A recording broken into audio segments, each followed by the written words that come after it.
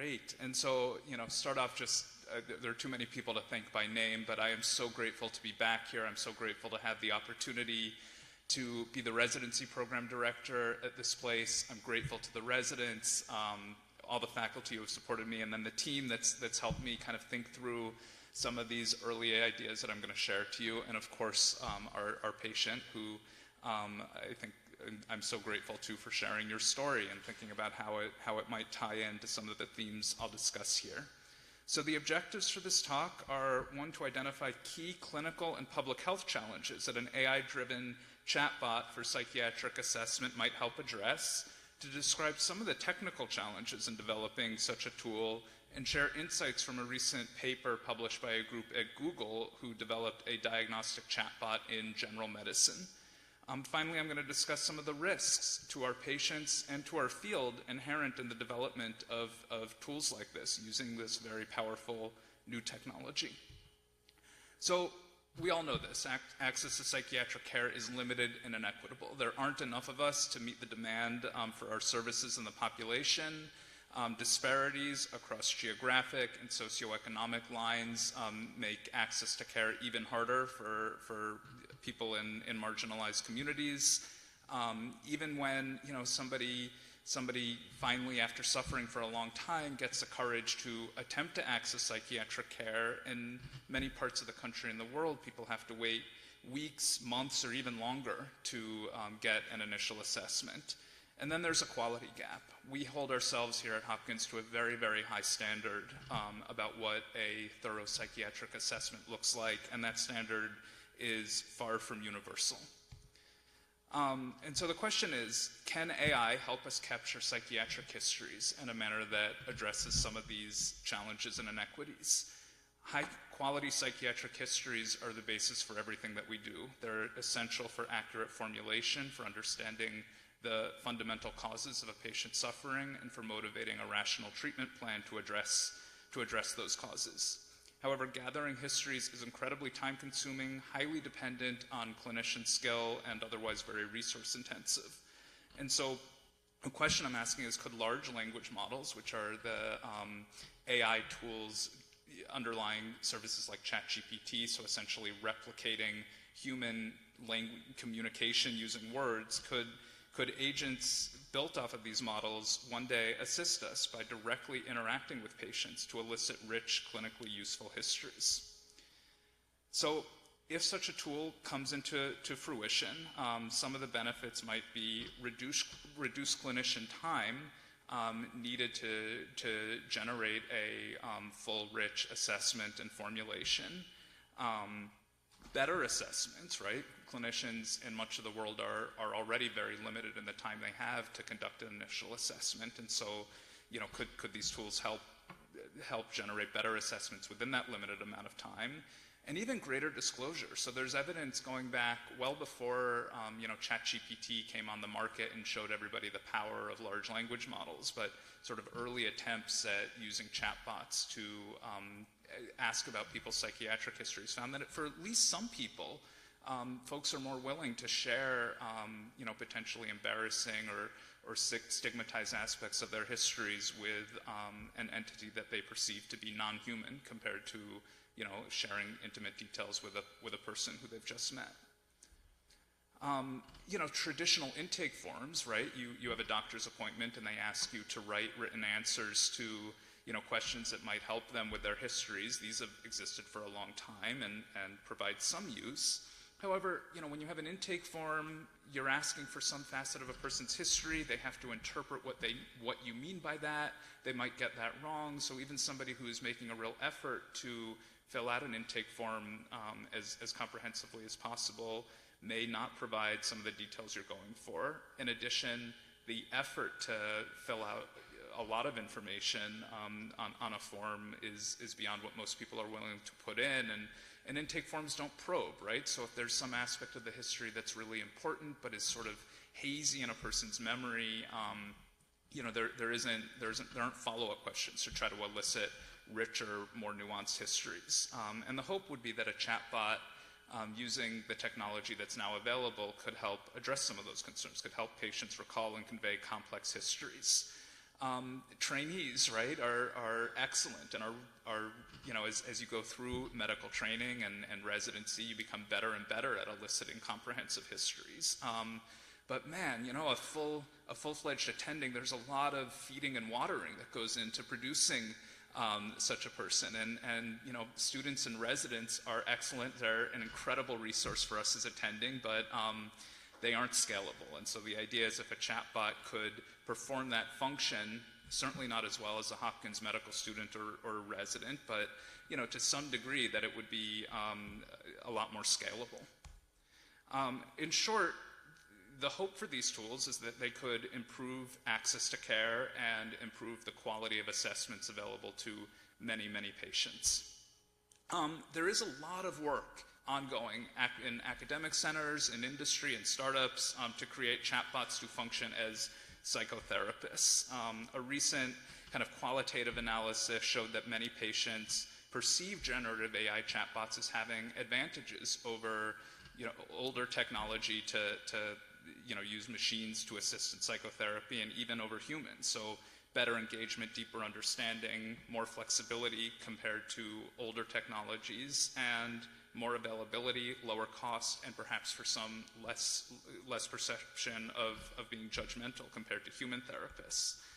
However, that's not our focus. Our focus is on assessment, and the reason to have that focus is, you know, I think our belief that a bottom-up assessment and formulation undergirds all effective treatments in psychiatry, including psychotherapy. And so, to me, having a chatbot perform psychotherapy without some assurance that we've taken a very thorough history and have thought deeply about the patient isn't, you know, number one, it's a very crowded area right now, and number two, I don't think it's the best use of these technologies to advance our field.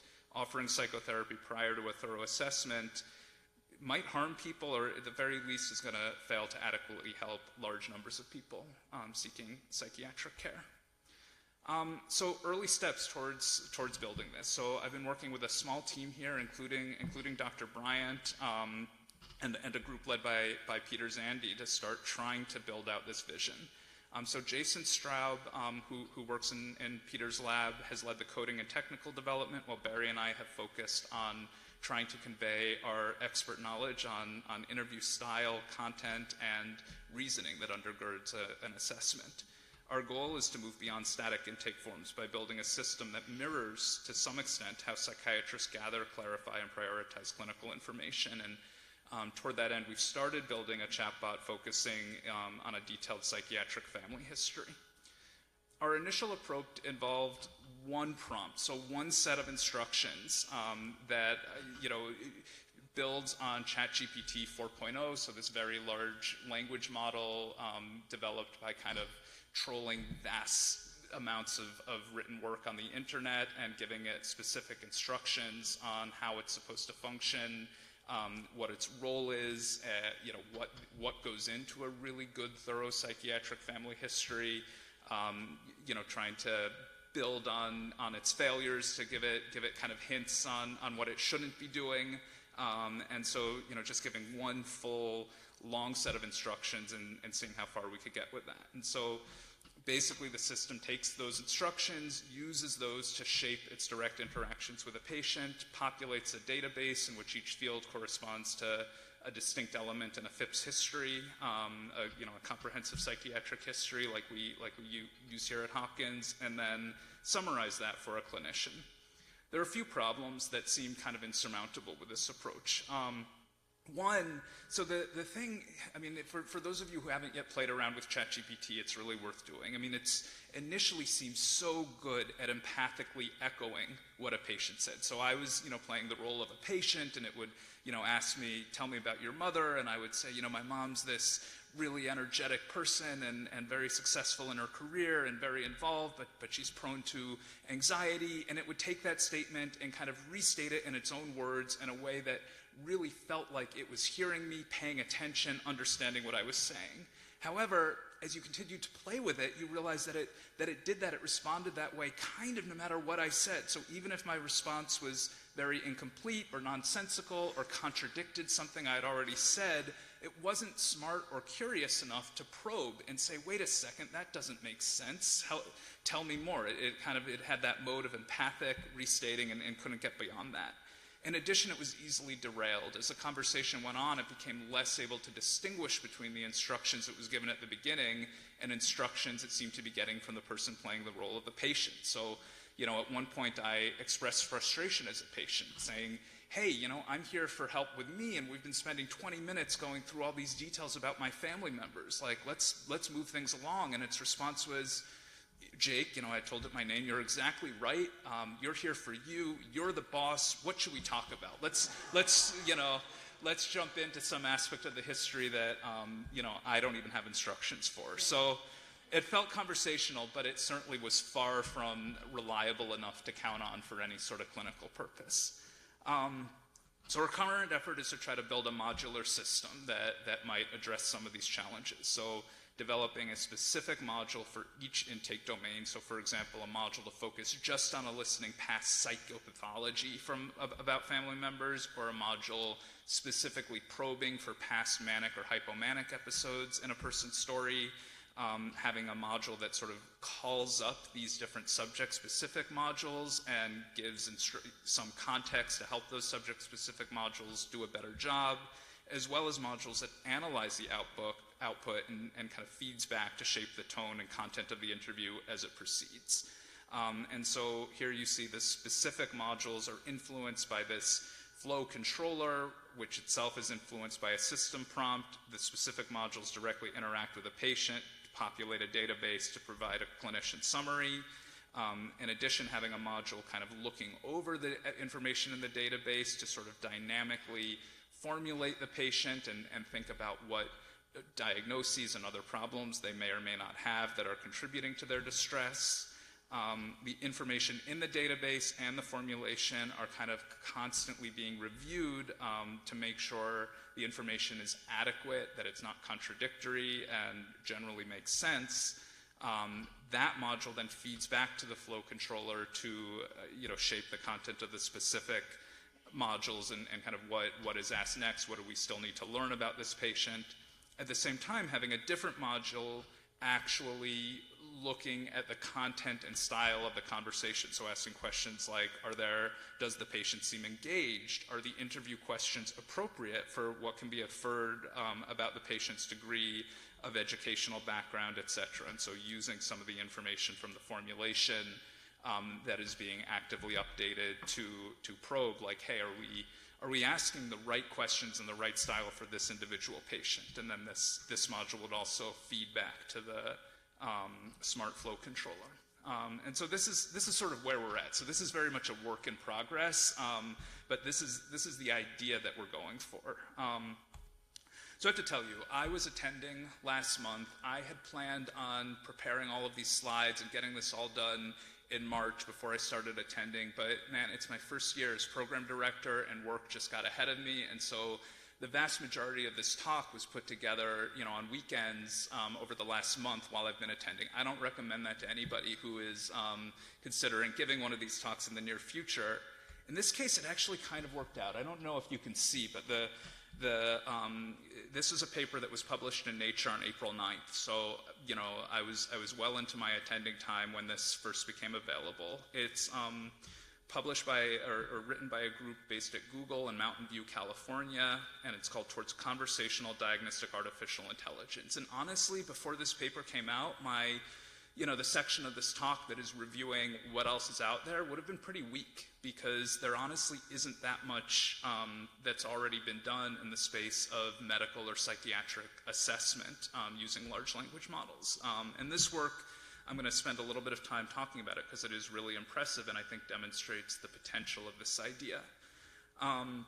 So let's see, so what do they do? So they took a large language model, a foundation model kind of, that's built on information available on the internet like ChatGPT, and they seeded it with a lot of information about clinical medicine, as well as samples of transcripts from clinical encounters that I think they paid a lot of money for.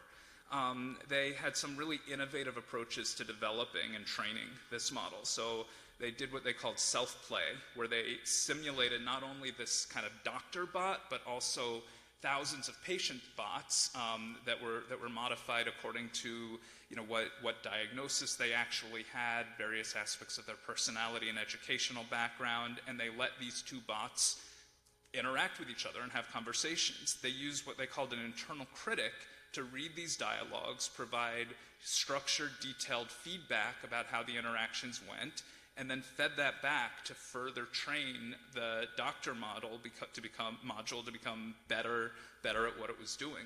Within each conversation, they implemented a chain of reasoning strategy. So within each conversation, they had this module that was sort of developing a differential diagnosis and then asking, okay, given the current state of the differential diagnosis, what information would most help us hone in on one or several most likely diagnoses, and let's ask a question to elicit that specific information. To evaluate this tool, they compared AMIE, the name of the bot, to primary care providers. They were able to do a randomized blinded design because the primary care providers were also interacting with patient actors, just using the written word, just using typing. So they had these patient actors who were enacting scenarios drawn from sort of this corpus of material designed for standardized patients, for medical trainees, and they had these patient actors blinded. They didn't know if they were interacting with this machine or a PCP, and they evaluated them for both the PCPs and AMIE for diagnostic accuracy. How well do you hone in on the diagnosis that represents the ground truth of the written scenario? They also had the patient actors themselves evaluate the clinicians and things like communication style, empathy, etc., as well as specialist physicians who were specialists in the content areas that the scenarios were drawn from. AMIE consistently outperformed PCPs across all domains in this study. So in terms of diagnostic accuracy, communication quality, clinical performance, judged by both the patient actors and the PCPs, the bot did better. In terms of what was driving that, the efficiency of information gathering was actually similar, meaning that whether a scenario was with a PCP or a bot, if AMIE was reading through that scenario, it would do better than the PCPs at generating the correct diagnosis, but AMIE or the PCPs were approximately just as good as, regardless of whether the interview was conducted by a PCP or a bot. So it was the efficiency of information gathering was similar, but the bot was better at reasoning over the data collected. I'm just going to highlight a few of the results from the patient actors. So they found that AMIE was better at involving patients in treatment decisions. They found that AMIE was better at appearing honest and trustworthy compared to the PCPs, better at showing empathy, better at building rapport and connection, and better at valuing the patient as a person. And I could have shown many other results from this study that I think would be similarly surprising to those who are skeptical about these things. So some real limitations to the study. Psychiatric cases were excluded, which is important.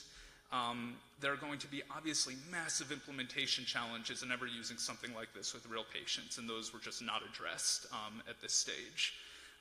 Finally, the PCP control group was constrained by interacting only through text, which is, I assume, not how most of these PCPs are generally used to eliciting a history, and so that is a real limitation in just thinking about the magnitude of these effects.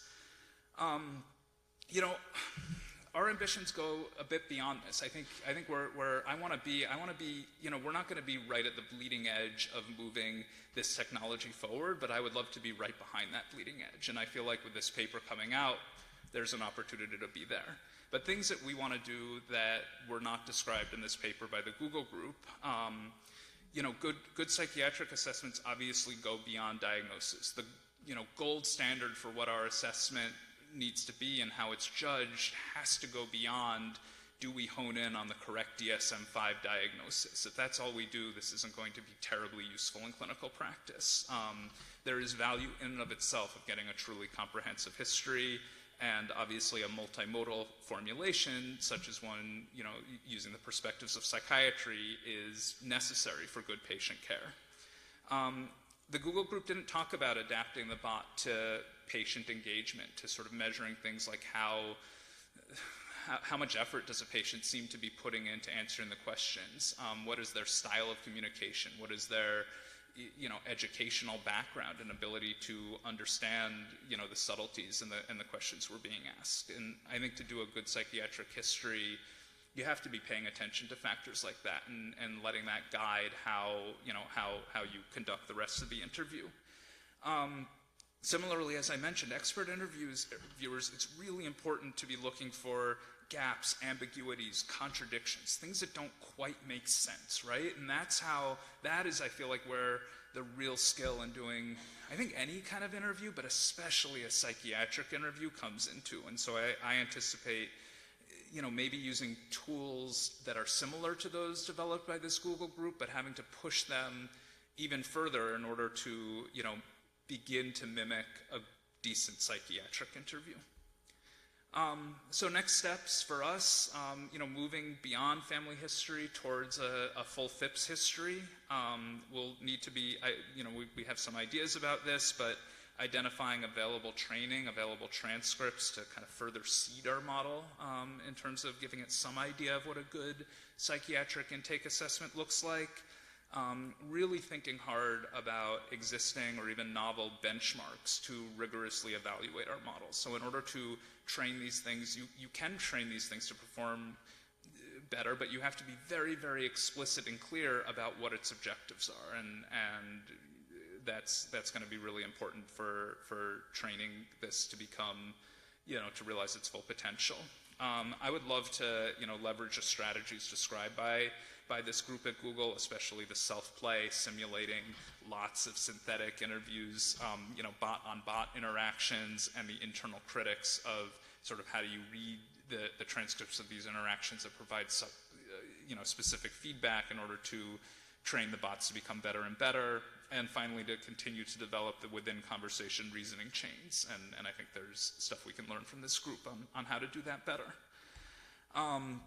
We'll need to develop a front-end user interface to have these things actually interact with patients. At some point there are voice-to-text technologies that we may want to integrate. I think starting just text-to-text is the way to do that, but in terms of able to reach more people, if this thing could interact using voice, that would have certain advantages. We'll need to think hard about how to best summarize this information so that it really does save clinicians time while offering as comprehensive a view of the patient as possible. And there are, some ideas. Peter Zandi's group is working on creating clinician dashboards for all sorts of information and thinking about how to integrate the output of these into those sorts of things.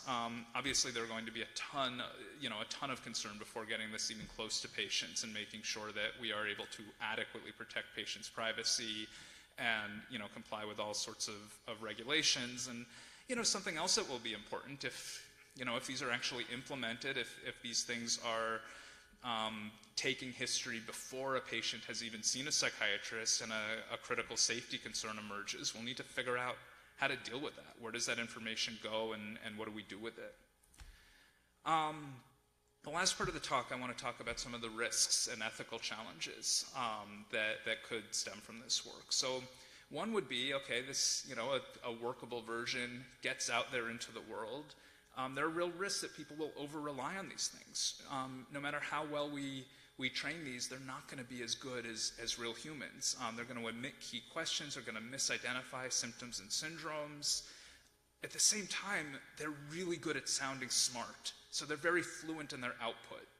And so, especially to someone who is not an expert, who is not a psychiatrist, it's going to sound like it knows what it's talking about, even when it doesn't. Or at least there's that risk. We've got to, in designing it, try to mitigate that risk, but we have to be very aware that that is a tendency of large language models. And so, to maintain clinical safety, we're going to have to be very careful about how we integrate these tools with human judgment.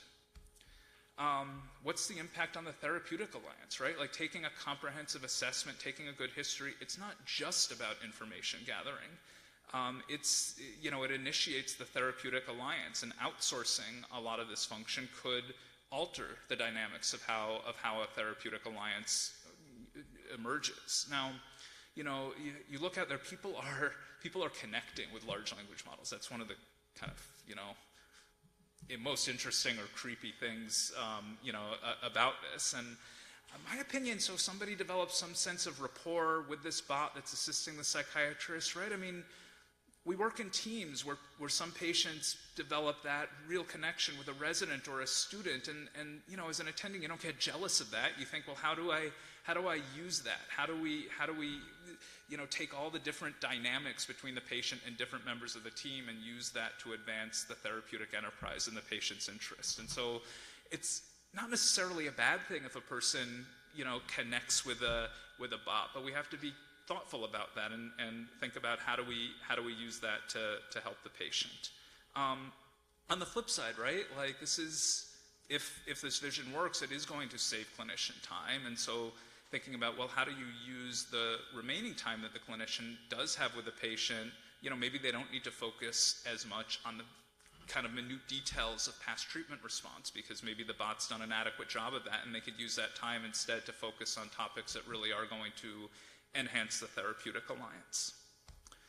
Bias and equity. This is a big deal, right? These foundational models are trained by sort of the vast corpus of information available on the internet, and so they are going to be susceptible to developing biases that are out there in the world, that come from the society that generates the vast corpus of written material on the internet.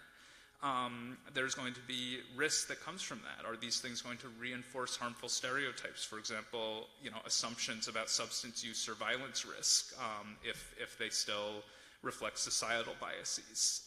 It also seems highly likely, right? Like, even if these are rolled out and help many, many people, there are going to be some people who just won't engage with a bot like this, or can't engage with a bot like this. And my suspicion is that those folks are going to be disproportionately drawn from people who are the most severely ill or otherwise socially marginalized. And so in rolling these out in any systematic way, we have to be very conscientious that they aren't going to reach anybody, and make sure that we make our systems as equitable as possible on an ongoing basis. And so this is just to say that these issues need to be thought about very, very actively through any further development along these lines.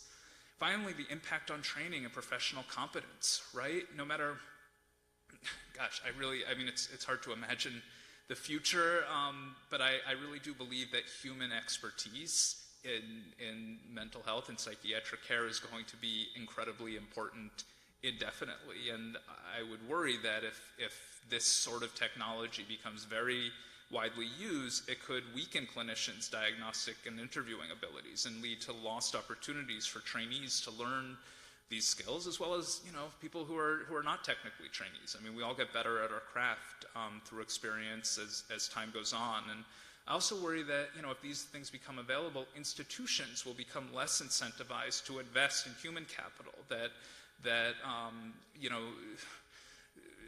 these things will be cheap compared to people, and that institutions may prioritize short-term cost savings over long-term maintenance of a competent workforce.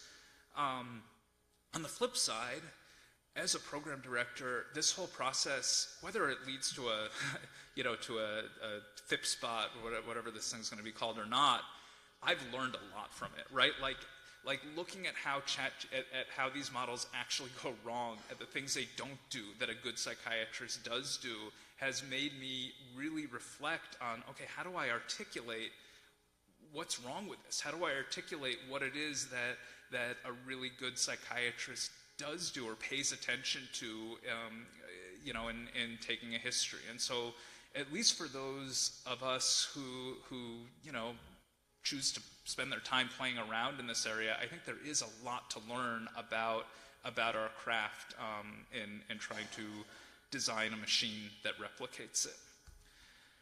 So where do we go from here? Psychiatric assessment, time-consuming but foundational to good care. I hopefully have persuaded you that AI may offer exciting possibilities to assist us in this enterprise, but it's not going to replace skilled clinicians. I really, or at least no time soon, and that if we're going to continue to make progress in this area, thoughtful, collaborative, cautious development is going to be the way to improve access to psychiatric care, the quality of psychiatric care, and hopefully equity as well. This is my last slide. These are really early days. This is really fun and exciting, and I had a slide that I took out for time reasons about why this work should be happening in this department, but I really do believe that, right? We are so good at understanding what a thorough psychiatric assessment is, how to comprehensively formulate patients, and I really feel like everybody here, faculty, trainees, have a lot to offer, and so please, if you want to help, reach out and we'll find a role for you. So thank you.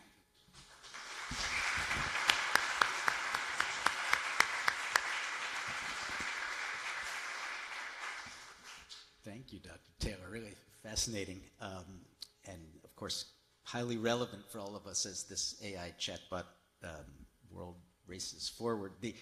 I agree with you. And of course, you and I have talked about this, but I think there is tremendous promise for creating, for increasing clinicians' ability to get a whole lot more useful information in a shorter amount of time. Do you envision that every clinician would sort of get a kind of quasi-FIPS history, or at least a first pass at one before they start in with a new patient, and they'd spend 10 minutes reading it before each new patient? Is that essentially what you're thinking? That's sort of what I'm thinking. So I'm imagining this, in an outpatient setting where, a patient calls and makes an initial appointment, and, perhaps, if the patient is willing to agree to spend a couple of hours interacting with this thing on their own time prior to a visit, their initial appointment could reasonably be scheduled for 30 instead of 90 minutes, and therefore they get in, earlier than they otherwise would. And so they'd say, spend a couple of hours, over the next 6 days on this, and your appointment will be a week from now. And prior to the appointment, the clinician gets a version, something like what Barry read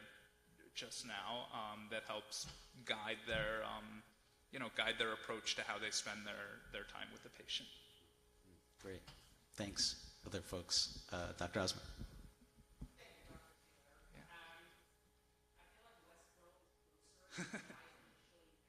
Uh-huh.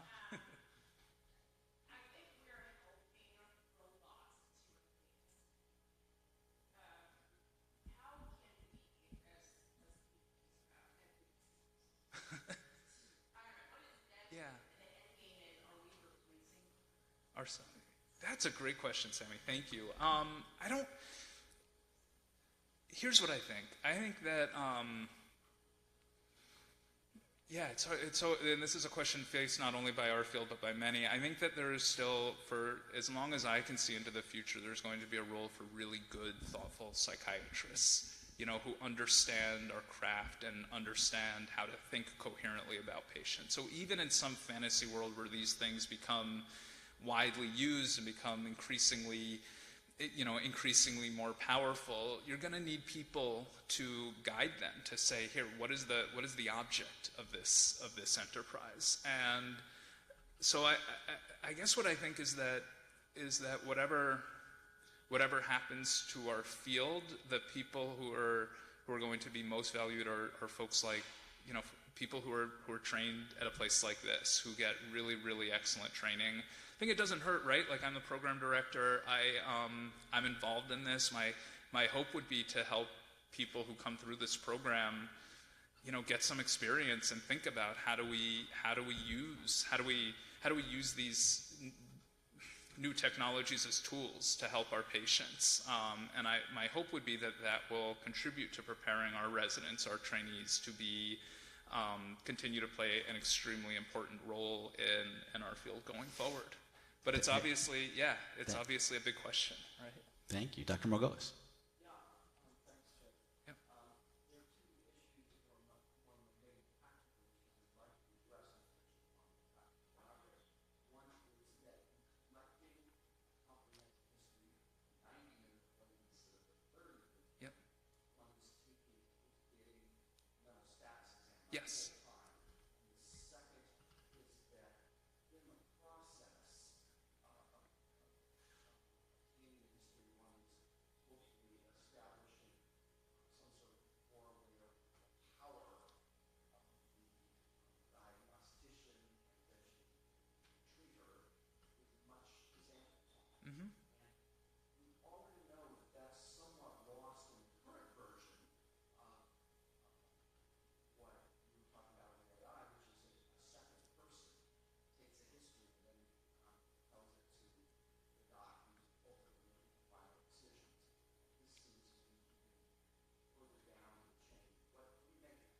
No, I think that's a great question. I'll do the second one first on right. You're trying to convey to a patient quickly, early on, that you care about them, that you see them as a person, that you are empathetic, and you also are trying to convey that you're competent, that you're an expert, that you know what you're doing. And I think both of those things are conveyed through spending a long time taking a very thorough history with a patient. And so I think there's a threat here to that. I don't think it's insurmountable, right? I think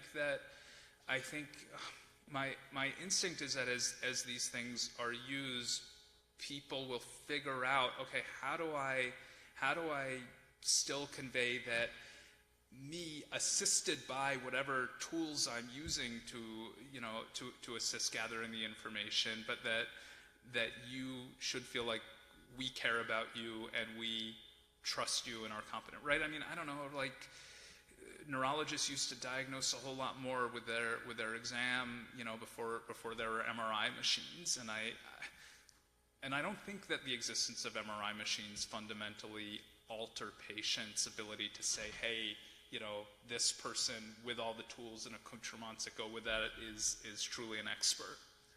But it's definitely something that will have to be worked out and may limit the utility of this as time goes on if it can't be worked out.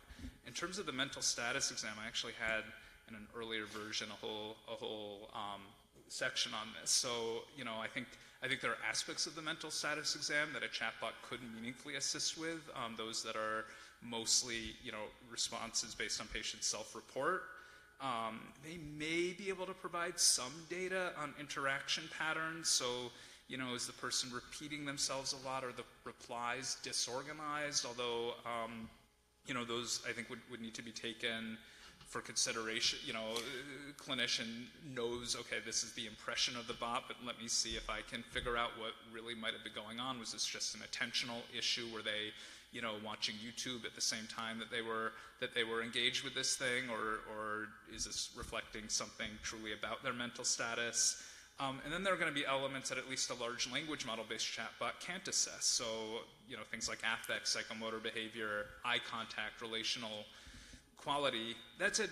Peter Zandy mentioned he recently received a grant from NASA to try to develop, with other people to try to develop. Sensors within spaceships to sort of be early warning systems for astronauts on long journeys getting depressed, right? And so there are other technologies that are AI-driven, go beyond the capacity of a large language model that may someday at least contribute to aspects of a mental status exam. Stay tuned for future grand rounds on psychiatric AI in space. Exactly. One last question. Chris, do you have a question?